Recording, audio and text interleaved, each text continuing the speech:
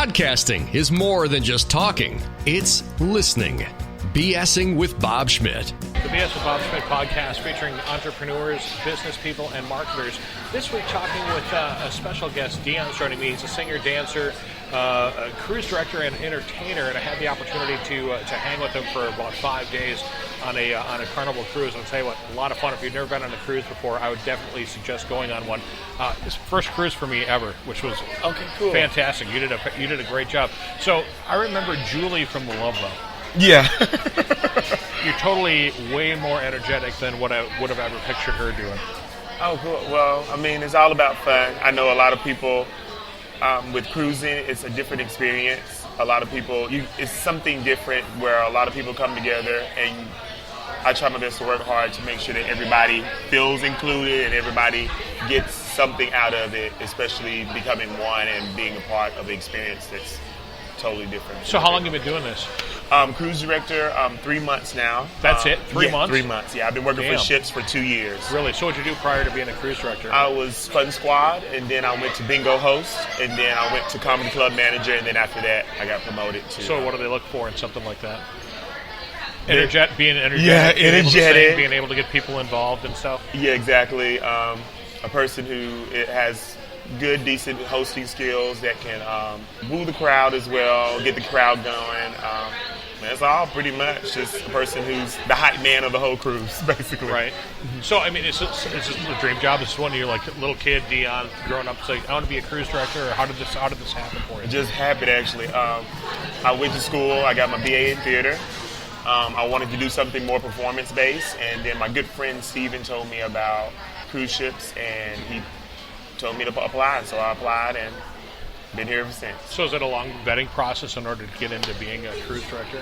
Yeah, it's normally a long process. Yeah, you have to work hard, a whole lot of hours to get there. Yeah. So all right, so this is the first time I've ever been on a cruise. So to me, this was amazing. I've had friends that I went with, that I came here with, that have been on. This is their 6th cruise, and they're like, "This is really cool," and you've done a really great job of getting everybody involved and stuff. So, what would you suggest to somebody that's never been on a cruise before? How do you go about getting, finding the right one to go to?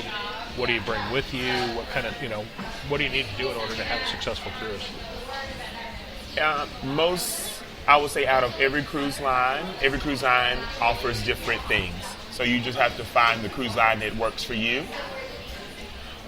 For Carnival, it's all about fun, out there, party crowd. If you want to party, Carnival is the cruise line to go with. Royal Caribbean is more chilled, laid back. Celebrity is mainly geared towards the older crowd who are, just like to go out on an excursion, chill, relax. And each cruise line gives you a different feel, so it's just whatever fits what you want. And also Disney is more geared towards only family and only the kids. And I mean, Carnival does the same thing. We try to get the kids, get the partiers, get the older people as well, and bring them all together. Right. One of the things you've been saying a lot when you, like, in between the different things that I've been to, you're like, the party just keeps moving and stuff, and that's really the way it is. I mean, the parties move from this to that to that to that. And I would have never thought that you'd see comedy on a cruise. I never would have thought that you would have had as good a food as you did. Honestly, I thought it would be like going to just some crappy buffet. Oh, really? That's really what I thought. And no, the food's been good. The room's nice. The staff here is fantastic. And the Alchemy Bar, Anna. Yeah. And actually, I mean, the Alchemy Bar on the cruise line, on the cruise that I'm on, the Sensation, fantastic. I mean, the drinks that they came up with, wonderful. Wonderful. It's one of my favorite. One of my favorite bars. It's on every ship now. We just started the Alchemy. The Alchemy has been around for about almost a year now. It started off with Vista, and then they started rolling out on every other ship. So it's really been a good asset. I noticed that the staff is from like all over the world, which is a really cool thing and a really cool experience. Now, being a white guy from Middle America, middle-aged white guy from Middle America, I wish that the whole world was like this. Because I mean, honestly, there's people, all races, all creeds, all whatever, all shapes, all sizes on this cruise ship. And everybody, I didn't see anybody fighting. I didn't see anybody calling anybody names. I didn't see anybody, like, ugh. Everybody loved each other. Why can't the world be more like a cruise ship? I wish it could be. It's like, I'm happy that I did start working on cruise ships, because coming from Arkansas, I didn't see much culture and diversity. Came here and literally, especially like with the crew members, we have over 78 different nationalities on board this vessel alone. Wow. So how many staff? So what? 4,000 people can be on a boat. This on fantasy class is 2,000, a little bit over 2,000, and we have roughly almost 936 crew members on board. Really? So it's basically a 1-to-2 ratio. Yeah, 1-to-2. That's kind of crazy. I mean, that's kind of crazy to think about that there's that many people, and But I mean, the thing runs flawlessly. Yeah. I mean, for as many people that are here, I'm guessing that not everybody treats everything the way that they should treat everything. Yeah. But if you go through and you walk through the place, you don't see anything that's out of the ordinary. It's a beautiful experience. I'm happy that I'm actually working on cruise ships doing what I'm doing, because it's beautiful to see all of our different nationalities come together. We eat together, we drink together, we party together. I've never, working on cruise ships for my past 2 years, I've never seen crew members even fight each other. Really? That's kind of crazy. Like I said, I mean, if the world would be more like this, we'd have a much happier place to live. You know what I'm saying? So basically, you work from sun up to sundown. Well, sun up to when everybody goes to bed. Yeah. So how many hours a day do you work? Roughly 10 to 11. Oh, it depends on how. Yeah, it's not. It seems like you're working a lot more. Yeah, it seems like every time you see it's like Deon's doing this and that. So is it pre-recorded when you're doing the overhead stuff? I'm sorry. Is the overhead stuff pre-recorded, or is that? Oh no, it's all live. Yeah, really? Everything's live. Everything I'm doing. But I can tell. So from watching you and being a person that's been on the radio for 30 years, I can tell that you like working the audience better than you like working the mic. Yeah, over definitely. The thing. Yes, so definitely. Has your theater experience brought you to different places before it brought you here? Yes. Before I did a lot of work. I did some work in New York, but it was little minor work. But the biggest thing I've done is in Charlotte, North Carolina. I did a 4-show contract there where I was in a cast, and we did 4 shows. I did Annie as ensemble. I was in Sister Act the musical as Eddie, and then we did Aladdin, and I was Iago the bird, fun fact. And then we did Chicago as well. I was Fred Kaisley. That's cool. So is it hard to remember your lines? Yeah, I mean, you get used to it after you do it so many times. It's ingrained in your brain. You can't forget it. Right. So the different places you've gone, seeing basically the world on the cruise ship, coolest port style. My coolest port, my favorite one is Bermuda. Why? They have a beautiful beach called Horseshoe Bay. Literally, the sand is pink sand, and like Half Moon Cay. If you thought the water was blue at Half Moon Cay, it's bluer there. I honestly could not believe how clear the water was, how white the sand was, how beautiful the island was, and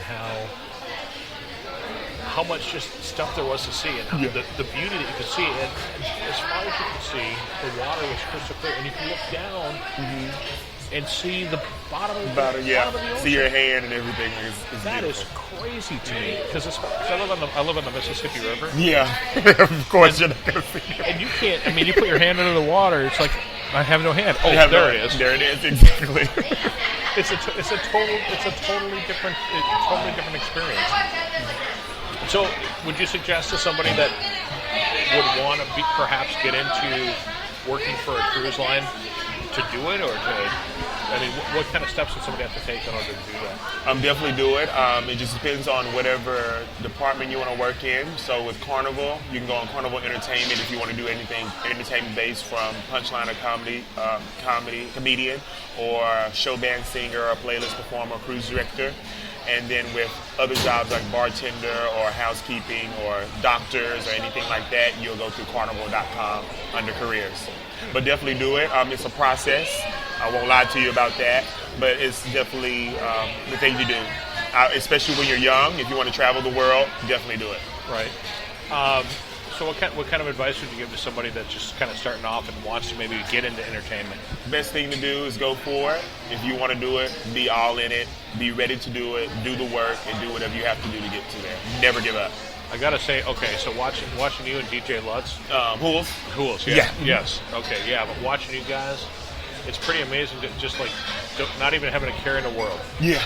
My mom said I've always been outgoing and trying to get people to do stuff, and I was raised up in church and all the other stuff, so it's just like, I guess it came natural to me. And some people, it's a learned thing. You can definitely learn what tactics to get people to, be a part of it. But as long as my rule of thumb, as long as people see that you don't care and you're having a good time, they'll have a good time as well.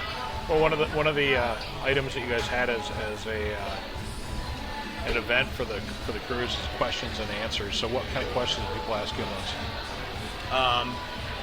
A lot of they asked us about relationships. How do people survive in relationships? And I told them, one thing about Carnival is that we link IDs. We call it the ship marriage, where you wherever your spouse goes, you go as well. So your spouse, you will not go nowhere without your spouse. And that Carnival is good about keeping people together. Another fun fact, I told them about all the food that we eat and the leftover foods. We take them down to level 3, and it gets processed, and it becomes fish food actually, and we feed the fish. Yeah. I was wondering what happened, because I'm guessing that there's a lot of waste that happens in a ship, which is really too. I mean, it's really too bad to see. But I mean, with all the food that you have and all the alcohol and all the tons of fun that you have, that there's got to be some waste. And to see that it's actually being used as food, that's a pretty cool. That's a pretty cool thing. I appreciate you stopping by and spending some time with me here on the BS and Bob Schmidt podcast. Anything when it comes to marketing and stuff? Anything that you want to do you have any ideas for people for marketing their businesses and stuff like that? One thing, Carnival, and one of Victoria Rossi, she's a part of our branding, and she always told us, find what it is that you're good at and hold on to it and keep it and make that your brand, whether it's you cater to the kids or the families, or if you're just the boy next door and everybody you want to, because I always wanted to be that person that I could be your brother, I could be your best friend, I could be your son, and I want to be sure that I reach each and every person that I meet. Right. So what's the Deon brand? Deon brand, I'm literally your cousin, I'm your brother, I'm your son, I'm your best friend, and that's what I want to be. Right. I don't want to come from a spot where I'm pushing myself on you, but I want you to feel as if you can talk to me any time of the day, wherever you see me around the ship. A lot of people, I've used to get comments from guests that were like, I was too afraid to talk to you, so I was like, Jesus, I had to find a way for them to feel comfortable to talk to me. And I don't want anybody to feel like they can't talk to me, because I'm a regular human being like any other person. So definitely your friend, if anything. So how does somebody hook up and find, how does somebody find Deon if they're like, I've been on a cruise ship and that guy was there and he's pretty awesome. How do we find you? Facebook, Deon Entertainment, Deon Entertainment. You can message me if you have any questions about cruise ships. Definitely message me and I'll definitely answer back. Excellent. Now give me the old Deon end line. This is your cruise director Deon, and howdy ho, and I gotta go. See you, thank you, and love your Carnival sensation. The BS with Bob Schmidt podcast is brought to you by Orange Computer. Find them online at orangecomputerlax.com. Tell your story with microcasts by podcastforhire.com. The BS with Bob Schmidt podcast is a podcast for hire production.